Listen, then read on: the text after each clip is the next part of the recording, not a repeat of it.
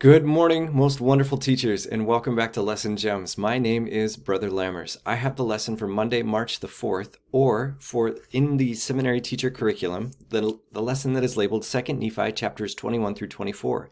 It talks about the millennium. This lesson is done very well, and it helps us to see this anticipation or looking forward to this great millennial reign of the Savior. Now, a lot of our students will have heard of the millennium, and we'll talk about some of the events, or they'll know a few of the events. But it is very important when we decide what we want to focus on for this lesson that we focus on Jesus Christ. So I want to help my students understand the how, the what, and the why. How will these amazing things that we're going to see right here, what and why? So first of all, let's look at the millennium and what is going to happen during the millennium. In these four references right here, after it says to go through these things in the millennium, gives you four quick references. Can I invite you to do these three first in 2nd Nephi? Let's look at what these things are. So when it says that the lamb and the lion will lie down together, and all of these opposing animals that would never be around one another today, but it's a symbolic way to say that these people or these animals will be in peace with one another, and that the nations, ethnicities, the races, those here on the earth, they will be unified and at peace. We'll be together in peace because we all are under the same ideals to love and follow the Savior. Wonderful references, again, what is happening in the millennium. But then I love this one in 1 Nephi chapter 22, verses 24 through 26, especially verse 26. It says, "And because of the righteousness of his people, Satan has no power." Well, how is that possible? Is it just going to be magic that Jesus will snap his fingers and Satan no longer exists?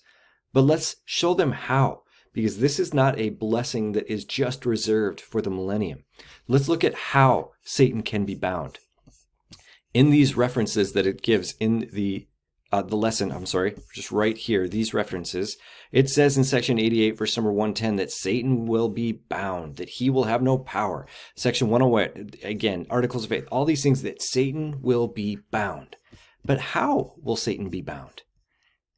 Satan will be bound by our righteousness and our desire to follow Jesus Christ so that he has no power over our hearts. So let's look at three wonderful examples of how Satan was bound by individuals. Let's emphasize the attributes of Jesus Christ and then his example. So first we have Captain Moroni. In Captain Moroni, chapter 48, verse number 17, it says, "Verily, verily, behold, I say unto you, if all men had been and were like unto Moroni, the very powers of hell would have been shaken, and the devil would have no power over the hearts of the children of men." Well, how did he do that? Can we read chapter 48? Let's start with verses 7 and then 10 through 13. What was Moroni doing? And let's identify those characteristics of Jesus Christ. Moses has a one-on-one showdown with Satan.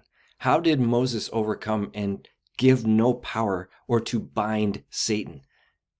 Let's read in how did he do it? Identify these things. Then Jesus Christ himself gives wonderful example.